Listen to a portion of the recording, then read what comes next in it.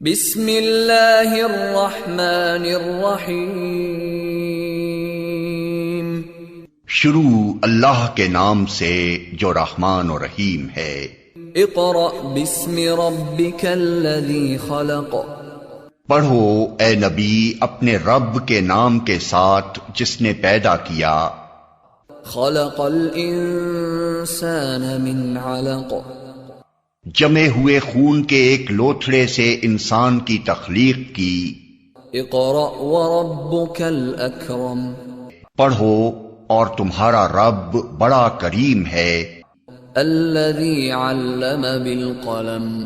जिसने कलम के जरिए से इल्म सिखाया। अल्लमल इंसान मा लम यअलम। इंसान को वो इल्म दिया जिसे वो न जानता था। अस्सलामु अलैकुम। अल्लाह ताला के बाबरकत नाम से शुरू करते हैं जो बड़ा मेहरबान और नहायत रहम करने वाला है। 8वीं क्लास की उर्दू के साथ हाज़िर हैं एक नए सबक के साथ। इससे पहले जो सबक हमने पढ़ा किस्सा मूसा अलैहिस्सलाम उसका पढ़ाया गया था और एक सवाल भी आप लोगों को दिया गया था। यकीनन आप लोगों ने उसका जवाब तलाश कर लिया होगा। आज एक दूसरा सबक दूसरे टॉपिक के साथ हाज़िर हैं और वह है मौसम का हाल। ये हमारे सबक हमारी किताब में सबक नंबर 2 है। आपका जो मवाद है मवाद हल उसके अंदर ये सफ़ा नंबर 22 और 23 पर इसका हल मौजूद है। ये सबक इब्न इंशा साहब ने लिखा। उनकी किताब है खुमार गंदम। उसमें से ये इक़्तिबासात लिए गए हैं। बरसात के बारे में है। पीटीवी पर जिस तरह की खबरें आया करती थी बरसात के लिए और फिर उसके बाद बरसात में क्या होता था उसके बारे में थोड़ा सा लिखा है मज़ाह की सूरत में। इब्न इंशा साहब ने बहुत सारे सफ़रनामे भी लिखे, बहुत सारी कहानियाँ भी लिखी, नज़में भी लिखी, बहुत सारी नज़में पढ़ी भी गई, सुनी भी गई, गाई भी गई। इस वक्त मौसम का हाल जो सबक है वो हम शुरू करेंगे। सबक किताब के लिहाज से चलेगा क्योंकि खुमार गंदम तो बहुत बड़ी किताब है, उसको पूरी को यहाँ हम बयान नहीं कर सकते और ना ही उसका पूरा मजमून यहाँ आ सकता है। जो हमारी किताब में हमारे निसाब में मौजूद है हम सिर्फ उसी पर इक्तफ़ा करेंगे। इसमें थोड़ा सा मज़ा है, बात को समझने की भी है। ये जो हम इतने दिन कालम नहीं लिख सके इसकी वजह ये नहीं कि कहीं बाहर चले गए थे। इब्न इंशा साहब फरमाते हैं कि बहुत दिनों से हमने कालम नहीं लिखा था, तो इसकी वजह ये नहीं है कि हम कोई मुल्क से बाहर चले गए या घर से बाहर चले जाएँ। हमारे दुश्मन, हम क्यों मुल्क से बाहर जाएँ? हमारे दुश्मन हो मुल्क से बाहर जाएँ, हमें क्या ज़रूरत है बाहर जाने की। बस यहीं कराची में बैठे बैठे बारिश का इंतज़ार कर रहे थे। असल जो उनका मुद्दा है वो यही है कि हम कालम इसलिए नहीं लिख सके कि हम बारिश का इंतज़ार कर रहे थे। एक हाथ में हमारे छाता, दूसरे में बरसाती। छाता किसे कहते हैं? छाता कहते हैं छतरी को।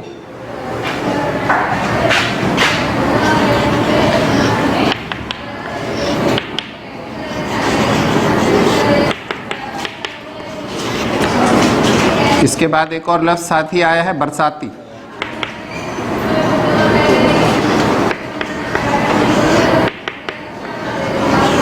बारिश में पहना जाने वाला मखसूस लिबास।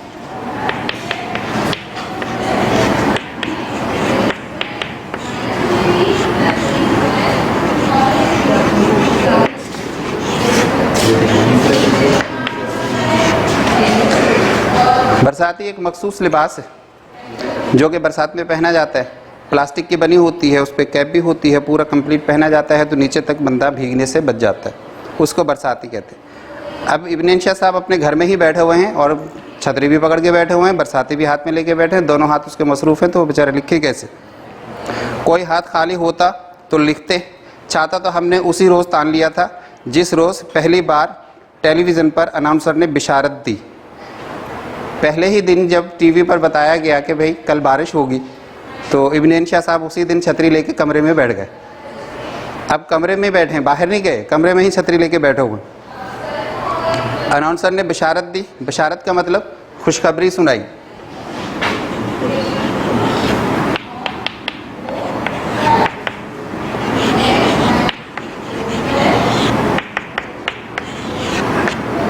खुशखबरी। टेलीविज़न पर अनाउंसर ने बशारत दी कि कल सुबह न सिर्फ मतला अबर आलूद रहेगा बल्कि गरज चमक के साथ बारिश भी होगी। मतला जहाँ से सूरज तलू होता है आसमान अबर आलूद रहेगा, घटा छाई रहेगी, बल्कि गरज चमक के साथ बारिश भी होगी। कि बारिश भी होगी तो सिर्फ बारिश नहीं होगी, उसके साथ बादल गरजेंगे भी, बिजली भी चमकेगी और बारिश भी मूसलाधार होगी। खबर ये बताई गई टीवी पर। खैर, एक दिन की गलती हम सब की माफ़ किए देते हैं क्योंकि सैर चश्म आदमी हैं। सैर चश्म का मतलब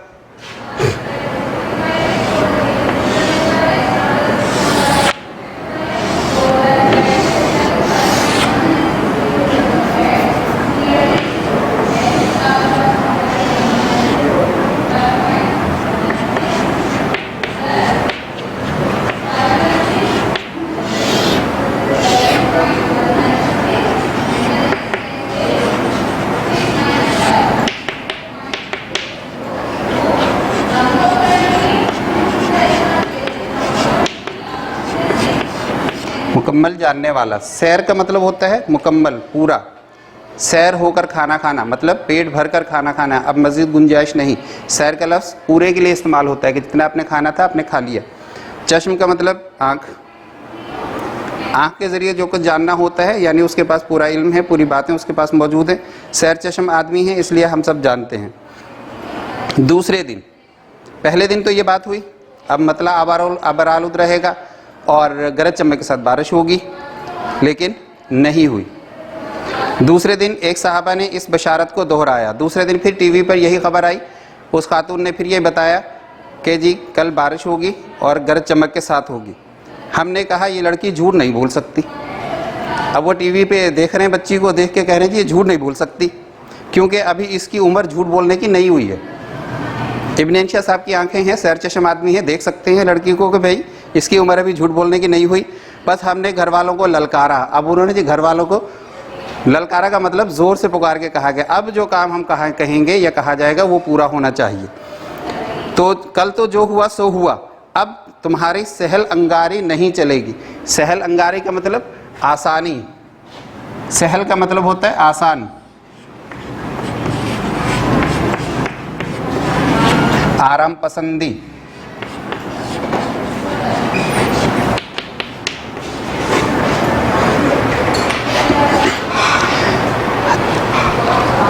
मुसन्निफ ने टीवी पर खातून को देखा, बच्ची को देखा, वो कहने जी वो झूठ बोलने वाली नहीं है, लिहाजा अपने घर वालों को डांट दिया कि अब जो होगा सो होगा, अब सहलंगारी नहीं चलेगी, आराम पसंदी नहीं चलेगी। तो करना क्या है?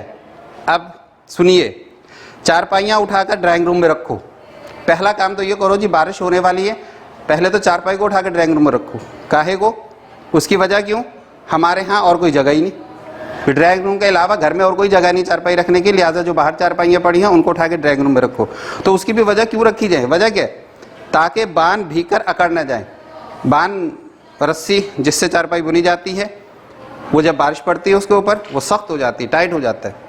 तो उसको कह रहे हैं कि बान भीग कर अकड़ न जाए। अकड़ का मतलब सख्त ना हो जाए। वो सख्त होंगे तो टूट जाएंगे, तो चारपाइयाँ टूटेंगे। इसलिए उन्होंने कहा कि जी बांध भीग कर अकड़ न जाएं और लॉन पर दरिया बिछा दो। चारपाइयाँ उठा के ड्राइंग रूम में रख दो और लॉन जो बनाया हुआ घर के अंदर उसके ऊपर दरिया बिछा दो। अब दरिया बिछाने की क्या वजह है? क्योंकि ज़्यादा पानी से घास गल जाती है। अब पानी बरसेगा, अब बताया इनको कि भाई पानी बरसेगा तो घास अच्छी होगी, लेकिन इनके यहाँ पानी बहुत ज़्यादा बरस गया, तो कहेंगे जी ये घास जो लगाई हुई हमने ये सब गल जाएगी। ये सब तैयारियाँ मुकम्मल हुई, लेकिन बारिश फिर भी नहीं हुई। आगे चलें। इससे अगले रोज़ अलल सुबह उठकर हम निहार मुँह मल्हार गाने बैठ गए। निहार मुँह का मतलब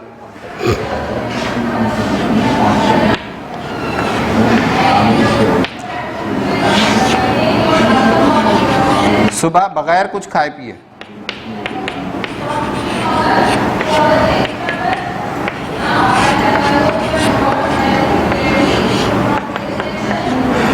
बगैर कुछ खाए पिए, नाश्ता भी नहीं किया, चाय भी नहीं पिए, कुछ भी नहीं, उन्होंने खाया भी नहीं, पिया भी नहीं, और सुबह सुबह उठ के मल्हार गाने बैठ गए। मल्हार क्या है?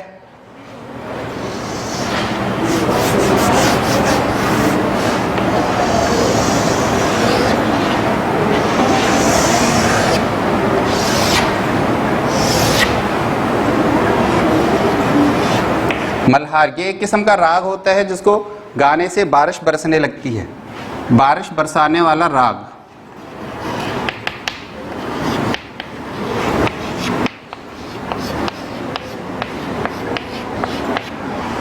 पहले जो मौसीकार होते थे, राग गाने वाले लोग होते थे, वो एक मखसूस राग है, इसको पढ़ा करते थे।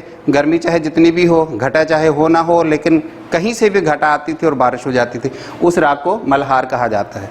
अब ये साहब इब्ने इंशा साहब ने भी अपने आप को खुदा जाने मौसीकार समझा या क्या समझा, बहरहाल वो भी सुबह निहार में उठ के मल्हार गाने बैठ गए। अब गा गा कर गला बैठता महसूस हुआ। हर कोई अपने गले से वो काम नहीं ले सकता जो एक फनकार ले सकता है, तो इन्होंने भी गाया तो गला दब गया, गले में दर्द होने लगा। हमने पूछा क्यों भाई लोगों, बारिश बंद हो गई? अब मल्हार गा रहे हैं, यकीन इतना है कि बारिश होगी, लेकिन बारिश पूछ रहे हैं जो बारिश हुई, कहने लगे यहाँ पे बारिश बंद हो गई। घर वालों ने जवाब दिया अभी शुरू ही नहीं हुई तो ख़त्म कहाँ से होगी। तानसेनी गोलियां मुंह में रखकर एक और तान उड़ाकर हमने कहा, तानसेनी गोलियां। तानसेन एक गाने वाले का नाम था जो कि राग खींचता था। दिल्ली में इनका मज़ार समझ लें, इनकी कब्र समझ लें, उनकी कब्र के किनारे आज भी इमली का पेड़ खड़ा है, लोग खाते हैं उसके पत्ते के तक, हमारी आवाज़ भी साफ़ सुथरी हो जाए, गला साफ़ हो जाए। तानसेन उसका नाम था। इन्होंने कोई गोलियां ऐसी खाई जो गला साफ़ करने की थी, उनका नाम तानसेनी गोलियां रखा, उसी तानसेन की वजह से। तानसेनी गोलियां मुंह में रखकर और एक और तान उड़ाकर हमने कहा। फिर उसके बाद दोबारा से इन्होंने मल्हार गाना शुरू किया और फिर हमने पूछा बादल तो खूब घिर घिर आए होंगे। घिर घिर का मतलब घटा के तौर पर, बार बार एकदम घटा छाने वाले। बादल घिर घिर आए होंगे, घटा टोप अंधेरा होगा, बत्ती जला दो एहतियातन। अब इब्न इंशा साहब ने कहा कि हमने राग गाया है, लाजम है कि अब बारिश होगी और बादल भी आएंगे, बादल भी घटा आएगी। घटा मतलब स्या काली घटा जिसके आने से अंधेरा छा जाता है। तो अब ये कह रहे हैं जी बत्ती जला दो एहतियातन। जवाब मिला जी नहीं, बादल भी नहीं आए। घर वालों से जब पूछा बादल आए, कहने लगे बादल भी नहीं आए, यानी ना बादल आए और ना ही बारिश हुई। अच्छा, हमने कहा कम अज कम पुरवाई तो चली होगी। पुरवाई नरम नरम पुरवाई,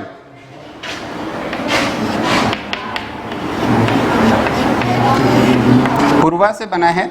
पुरवाई का मतलब होते है जनूब की सिमत से चलने वाली ठंडी हवा।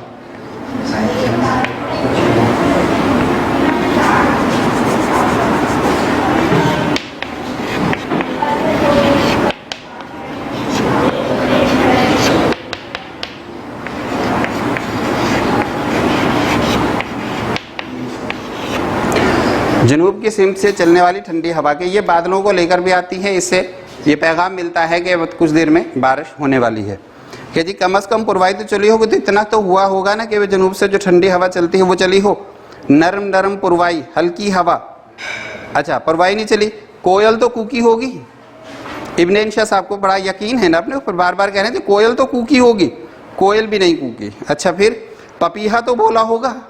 पपीहा एक मखसूस परिंदा है जो बरसात में बोलता है। उसके बोलने को भी लोग तशबीह देते हैं कि भाई पपीहा बोल रहा है, बारिश होगी। है घटा हो ना हो, पपीहा है बोल रहा है जी बारिश। पपीहा जो है इसकी आवाज़ में भी बड़ा दर्द होता है। ये जब बोलता है तो इसकी आवाज़ में एक हुस्न है। तो इस पे भी वो कह रहे हैं कि भाई पपीहा तो बोला होगा, जो बारिश का परिंदा है, जो बारिश की तमन्ना रखता है। मालूम हुआ कुछ भी नहीं हुआ, पापी पपीहा तक भी दगा दे गया। पपीहा भी नहीं बोला, कुछ भी नहीं हुआ, न बारिश हुई, न पुरवाई चली, न पपीहा बोला। फिर अगली शाम 3 दिन बीत गए, टीवी वाले खबरें दे रहे हैं कि बारिश होगी और इब्न इंशा साहब तैयार बैठे हैं सुनने के लिए। अगली शाम फिर उन साहबा ने बताया कि कल गर्द चमक के साथ बारिश भी होगी। ये तीसरे दिन फिर से बता रहे हैं टीवी पर कि भाई अगले दिन बारिश होगी। शायद ओले पड़ने का भी कहा था, हा? कुछ याद नहीं। अब एहतियात पसंद आदमी है। क्या हुआ, इंटरनेशनल हेयर कटिंग सैलून से खलीफा अल्लाह सहारनपुरी से जाकर सर भी मंडवाए। क्या ऐसे नहीं पढ़े तो चलो ऐसे पढ़े। वो मुहावरा है, यहाँ सर मुंडवाने का एक मुहावरा है। मुहावरा जो है हर ज़ुबान की एक हुस्न रखता है, उसके अंदर पूरी एक कहानी को समो दिया जाता है चंद अल्फाज के अंदर। ये लिखा है सर मुड़ाते ही ओले पड़े। मुहावरा असल ये है, सर मुड़ाते ही ओले पड़े। अब ये साहब गए जाके वहाँ से गंजे होकर आ गए। क्या है जी, अगर नहीं होंगे तो अब पड़े ओले, ओले तो पड़े हैं। इसका मतलब ये होता है कि कोई काम आपने ऐसा शुरू किया जिसमें आपने फ़ायदा सोचा हो, लेकिन उसमें बाद में नुकसान हो गया। कोई भी ऐसा काम जब उसमें नुकसान होता है कहते हैं सर मुंडाते हुए पे इधर काम शुरू किया, उधर हमारा नुकसान खड़ा हुआ। ये चीज़, अपने कमरे की खिड़कियां जो सड़क की तरफ खुलती थी हमने पहले ही रोज़ बंद करा दी। सड़क की तरफ खिड़की खुल रही थी, हवा के लिए दुनिया खिड़की रखती है, इन साहब ने खिड़की भी बंद करा दी। क्यों? कि कहीं बारिश का पानी खिड़की से अंदर ना आ जाए, ताकि पानी अंदर ना आए। हमारे घर वाले कुछ टेढ़ी तबीयत के आदमी हैं, हुज्जत करने लगे, आप खामखा खुद को हलकान कर रहे हैं। हलकान का मतलब परेशान कर रहे हैं।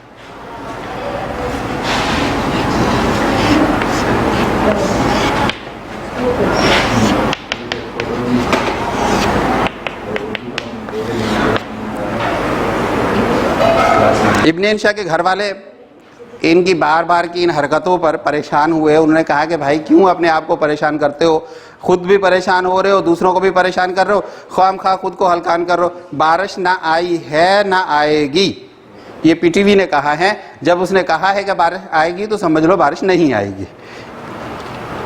हमने कहा तो ये मौसमियात और टेलीविज़न वाले झूठ बोलते हैं। हाँ, घर वालों ने तो कहा बारिश ना आई है ना आएगी, अभी तो मौसमियात वाले और टीवी वाले झूठ बोले हैं।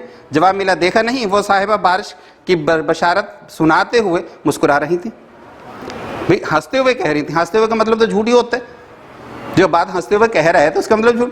वो कह लगे नहीं जी, इनको तो ताकीद की जाती है कि आप जब भी टीवी पे बैठेंगे ज़बरदस्ती हंसो, बैठ के मुस्कुराओ, मौसमियात में हो या वैसे हो, कुछ भी हो, मुस्कुराना तो उनकी ड्यूटी है। उनको टेलीविजन की तरफ से आर्डर होता है कि बात बेबात मुस्कुराते रहो बस बैठ के। हमारे घर के लोग वैसे भी बहुत वहमी हैं। मुंडेर पर भंबीरी छोड़ कौवा भी आ बैठे। भंबीरी, भंबीरी का मतलब समझते हैं? एक किस्म का पतंगा होता है। आजकल बच्चों से हेलीकॉप्टर की तरह कहते हैं। वो आगे से मोटा, पीछे लंबी दुम, तो पर बरसात में अक्सर आता है, अभी भी आया होगा हालिया बारिशों में। हमारे घर तो आया था और किसी के आया होना। भंबीरी उसको कहते हैं। हेलीकॉप्टर कहा जाता है, अब उसका पतंगा है एक किस्म का जो कि बरसात में आता है। कि भंबीरी अगर मुंडेर पे बैठे हुई देख लें, इसके साथ साथ कौवा को देख लें, यानी कौवा या भंबीरी दोनों में से कोई चीज़ भी देख लें, तो घर वाले क्या करते हैं? गुलगुलों के लिए आटा घोलने बैठ जाते हैं। गुलगुले खाएंगे अभी? गुलगुले जानते हैं? गुलगुले नहीं जानते?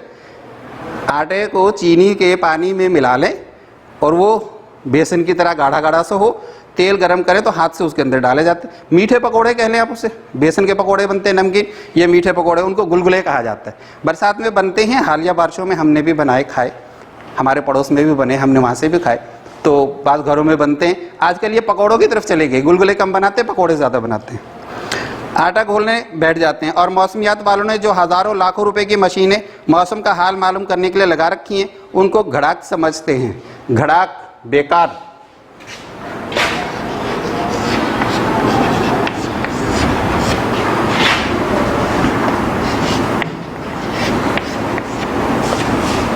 घड़ाक समझते हैं, उनको बेकार। यानी वो ये तो देख लेते हैं कि मंडेर पर भंबीरी बैठी या कौवा बैठा तो आटा गूंद लिया, आटा बना लिया, जी आप गुलगुले बनाएं, बरसात शुरू होने वाली है, बरसात में गुलगुले खाए जाते हैं, पसंद भी किए जाते हैं और मोहल्ले में भी बांटे जाते हैं। ये सिलसिला बरसों से चला रहा है। सावन में तो अक्सर सावन के खाने में मशहूर है। सावन जब शुरू होता है तो उसके खाने मखसूस बनाए जाते हैं। ये नज़ीर अकबर आबादी साहब ने तो बड़ी बरसात के मौसम पे नज़में लिखी हैं, उसमें भी उन्होंने इन चीज़ों का बहुत तज़किरा किया है। कहीं जर्दे हैं तो कहीं पुलाव हैं, कहीं अम्बा हैं, कहीं अंगूर हैं, मुख्तलिफ़ किस्म की चीज़ें ये सब सावन में खाई जाती। और इसके साथ साथ खाने और भी बनते हैं जिसमें ज़्यादा तज़किरा गुलगुलों या इसी तरह आटे को तवे पर रख के उसको फैला के पकाया जाता है।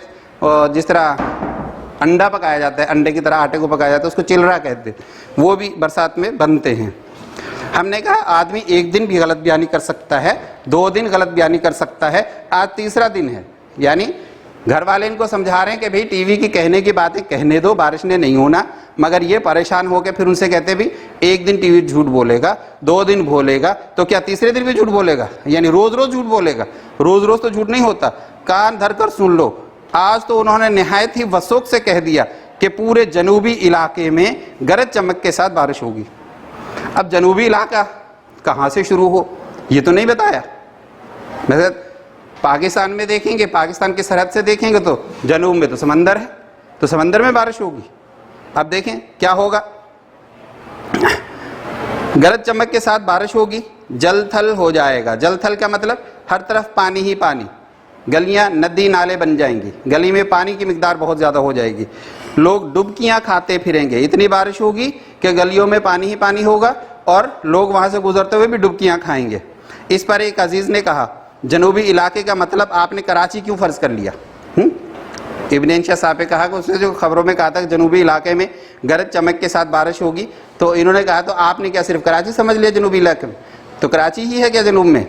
हैं और नहीं है, मुराद पाकिस्तान के जनूब से है। यानी पाकिस्तान के जनूब में क्या है? पाकिस्तान के जनूब में जहाँ समंदर है वहाँ है, खत इस्तवा है, लंका है, हैं बल्कि उससे भी आगे चले जाए। मुमकिन है जनूबी इलाका खत इस्तवा के बाद का इलाका हो। खत इस्तवा तो दरमियान में आ गया ना ज़मीन के, जिसको आप इक्वाटर कहते हैं, वो दरमियान में आ गया तो उसके बाद का जनूब है, वहाँ भी तो बारिश हो सकती है। हाँ, हम ऐसी कच्ची गोलियां नहीं खेले। कच्ची गोलियां का मतलब नाकामी का मुंह नहीं देखा हमने। इब्न इंशा साहब भी बड़े पक्के हैं अपने काम में, वो कह लेंगे हमने कोई कच्ची गोलियां नहीं खेली। दूसरे दिन सुबह छाता लेकर बारिश के इंतजार में बैठ गए। अब ये अगला दिन आ गया, 3 दिन से मुसलसल पेशन गोइयाँ हो रही हैं, बारिश होनी है, बारिश होनी है, बारिश होनी है, लेकिन बारिश ने ना होना था ना हुई। लेकिन इब्न इंशा साहब अपने घर में छाता लेकर बैठे हुए हैं। दूसरे दिन सुबह मतलब सुबह से शुरू हो गए, छाता लेकर बारिश के इंतजार में बैठ गए। आप कहेंगे कमरे के अंदर छाता लेकर बैठने का क्या मतलब? कमरे में भी बैठे, छतरी भी लेके बैठे, ये क्या बात हुई? हाँ, आप लोग नहीं जानते, गर्मी में जब बारिश आती है तो बहुत आती है, बहुत ज़्यादा बारिश आती है, दीवारें रिसने लगती हैं और छतें टपकने लगती हैं। और हमारे पास एक ही सूट है, पेंट कोट वाला सूट, शलवार कमीज वाला सूट नहीं, पेंट कोट वाला सूट, एक ही सूट है। अगर ये खराब हो गया तो फिर हम क्या करेंगे? इसलिए छतरी लेके बैठ गए कि कहीं छत अगर टपकी तो छतरी पे टपका पड़े, मेरे सर पे ना पड़े। कोई 9 या 10 बजे होंगे, अब ये बैठे हुए साहब कोट पैंट पहनकर, छतरी हाथ में पकड़कर कमरे के अंदर बैठे हुए कि जी बारिश आएगी तो छत टपकेगी, छत टपकेगी तो उसका जो टपका है वो हमारे ऊपर ना गिरे, छतरी पर गिरे। इसी दौरान में 9-10 बजे होंगे कि एक साहब आए नुचड़ते हुए का मतलब गीले कपड़े भी गीले, जूते भी गीले और पानी उसमें से टपक रहा है। वो साहब उनके घर में कमरे में दाखिल हुए। हमने कहा भाई तुम बड़े ही बेवकूफ़ आदमी हो। इब्न इंशा साहब उसको कह रहे हैं हम तो छतरी लेके बैठे हैं और आप साहब यूँ चले आ रहे हैं, क्या है? तुमने नहीं सुना था कि कल बारिश की पेशन गोई बताई गई थी? हैं, तुम बड़े ही बेवकूफ़ हो। ऐसी बारिश में घर से छाते बगैर ही निकल आए, छतरी के बगैर इतनी तेज़ बारिश में तुम घर से निकल आए। अरे बारिश की पेशन गोई नहीं सुनी थी क्या? इन्होंने मेहमान को झाड़ना शुरू कर दिया कि भाई आपने बारिश की पेशन गोई नहीं सुनी थी जो आप यूं ही चले आए। देखो तुमने फर्श खराब कर दिया है, सारा पानी तुम्हारे अंगरखे का हमारे कालीन पर बह गया। अंगरखा ऊपर पहना जाने वाला एक लिबास होता है जो चोगे की तरह होता है, लंबा सा होता है, वो पहना जाता है, उसको अंगरखा कहते हैं। वो बंदे ने वो पहना हुआ था, उसके ऊपर पानी टपक रहा था। वो पानी जले के अंदर कमरे में दाखिल हुए तो इनके यहाँ जो कालीन बिछा हुआ था, जिसको साहब कालीन फरमा रहे हैं, अल्लाह जाने वो क्या है, उसके ऊपर उनका पानी गिर गया। बदतमीजी से बोले। अब वो साहब वो भी माशाल्लाह इतनी सारी बातें सुनी तब कुछ तो बोलेंगे ना। बदतमीजी से बोले जनाब ये बारिश नहीं पसीना है। क्या बारिश लगा रखी कि बाहर बारिश नहीं हो रही है, गर्मी इतनी पड़ रही है कि हम पसीने में डूबते हुए चले आ रहे हैं। और ये कालीन नहीं दरी है जो तुमने कमरे में बिछा रखी, जिसको कालीन गा रखा है, ये कालीन नहीं है, ये दरी है। गौर से देखें। हमारे तयक्कुन की एक वजह ये थी, तयक्कुन का मतलब यकीन की।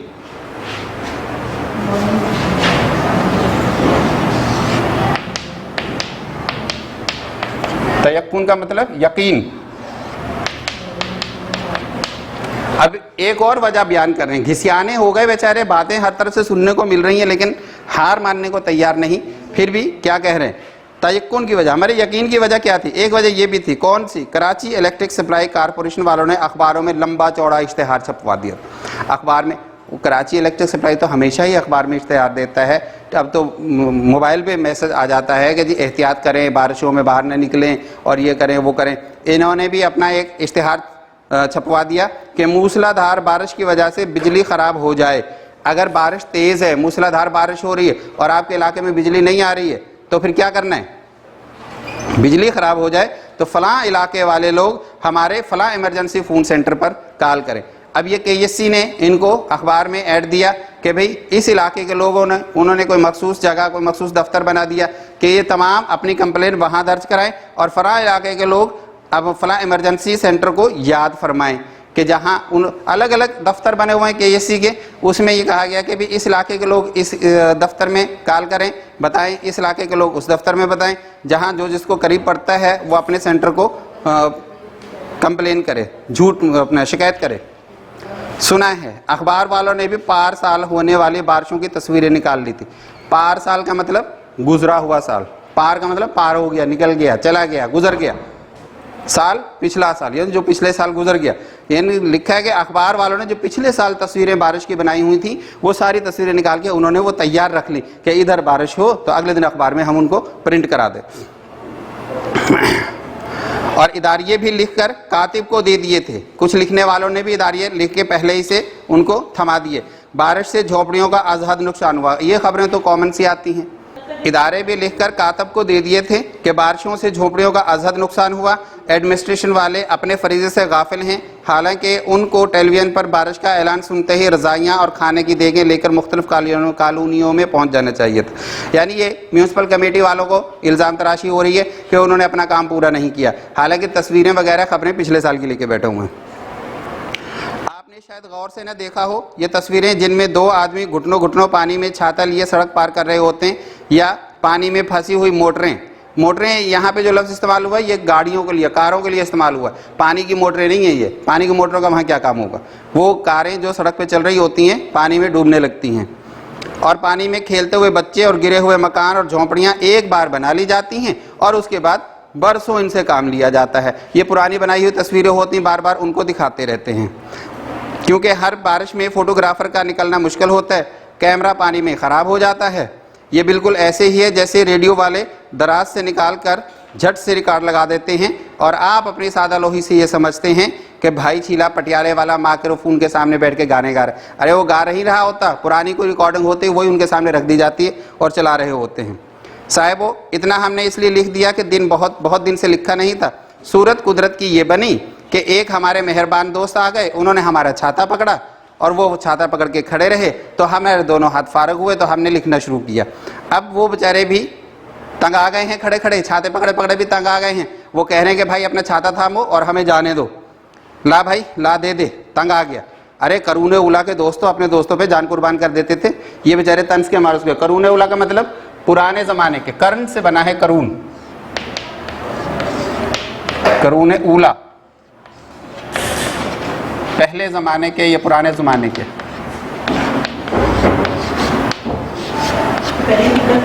पहले ज़माने के जो लोग थे वो अपने दोस्तों पर जान छिड़क देते थे। तू घड़ी भर को छाता भी पकड़ कर खड़ा नहीं हो सकता, अच्छा भाई हम कलम हाथ से रखते हैं और छाता थामते हैं, और हमारे तानसीनी गोलियों की शीशी कहाँ गई, अब भाग जाए यहाँ से, हमारे गाने का टाइम हो गया।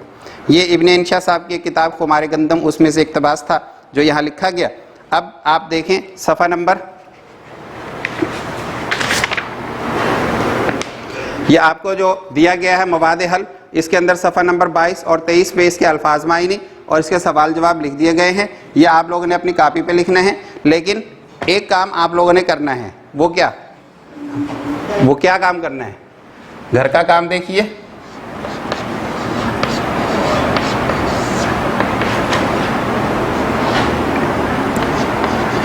इस सबक को पढ़कर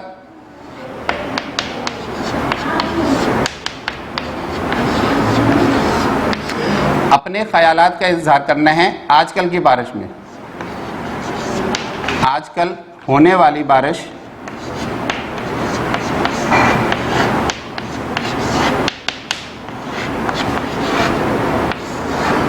का हाल लिखिए। ये सवाल आप लोगों ने ज़रूर करना है कि अभी परसों तरसों जो बारिश गुजरी, जुम्मे वाले दिन बड़ी धुआंधार और तूफ़ानी बारिश थी। इनके यहाँ तो खैर बारिश हुई नहीं, हमारे यहाँ तो बड़ी धुआंधार बारिश हुई। उस बारिश का हाल लिखना है कि गली मोहल्ले में क्या हाल हुआ, आप लोगों ने उसको कैसे मनाया, खाना क्या पका, खाने में, पहनने में, जाने में, आने में, जो भी मकसद आपकी सरगर्मियाँ रही हैं उसको आपने एक पैराग्राफ की सूरत में लिखना है।